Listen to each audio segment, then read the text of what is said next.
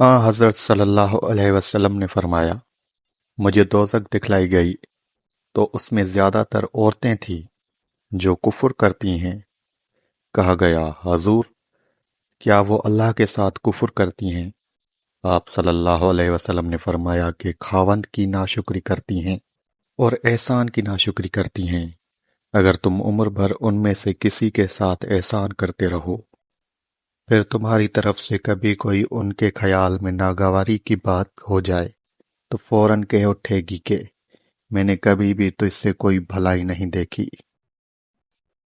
رسول اللہ صلی اللہ علیہ وسلم نے فرمایا کہ 4 عادتیں جس کسی میں ہوں تو وہ خالص منافق ہے، اور جس کسی میں ان 4 میں سے ایک عادت ہو تو وہ بھی نفاق ہی ہے جب تک اسے نہ چھوڑ دے۔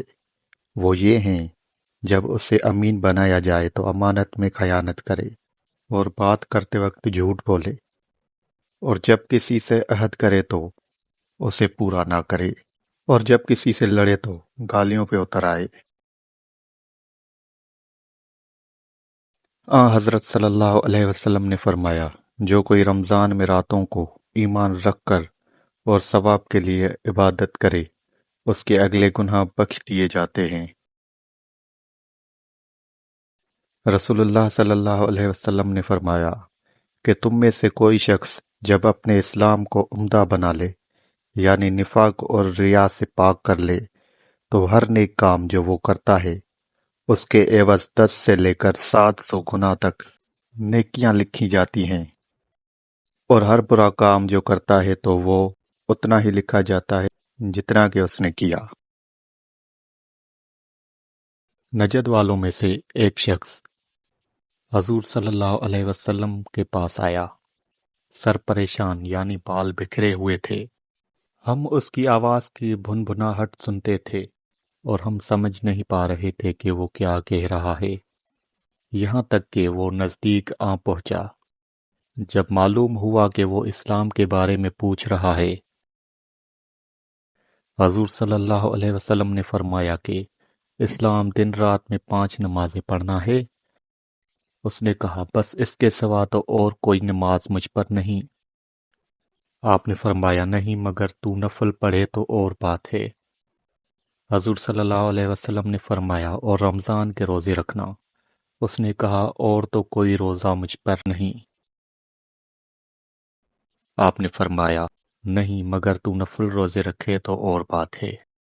طلحہ نے کہا، اور حضور صلی اللہ علیہ وسلم نے اس سے زکوٰۃ کا بیان کیا۔ وہ کہنے لگا کہ بس اور کوئی صدقہ مجھ پر نہیں۔ آپ صلی اللہ علیہ وسلم نے فرمایا، نہیں مگر یہ کہ تو نفل صدقہ دے تو اور بات ہے۔ راوی نے کہا، پھر وہ شخص پیٹھ موڑ کر چلا، یوں کہتا جاتا، قسم خدا کی میں نہ اس سے بڑھاؤں گا نہ گھٹاؤں گا۔ حضور صلی اللہ علیہ وسلم نے فرمایا، اگر یہ سچا ہے تو اپنی مراد کو پہنچ گیا۔ حضرت محمد صلی اللہ علیہ وسلم نے فرمایا، جو کوئی ایمان رکھ کر اور ثواب کی نیت سے کسی مسلمان کے جنازے کے ساتھ جائے اور نماز اور دفن سے فراغت ہونے تک اس کے ساتھ رہے تو وہ 2 قیرات ثواب لے کر لوٹے گا۔ ہر قیرات اتنا بڑا ہوگا جیسے احد کا پہاڑ۔ اور جو شخص جنازے نماز پڑھ کر دفن سے پہلے لوٹ جائے تو وہ 1 قیرات ثواب لے کر لوٹے گا۔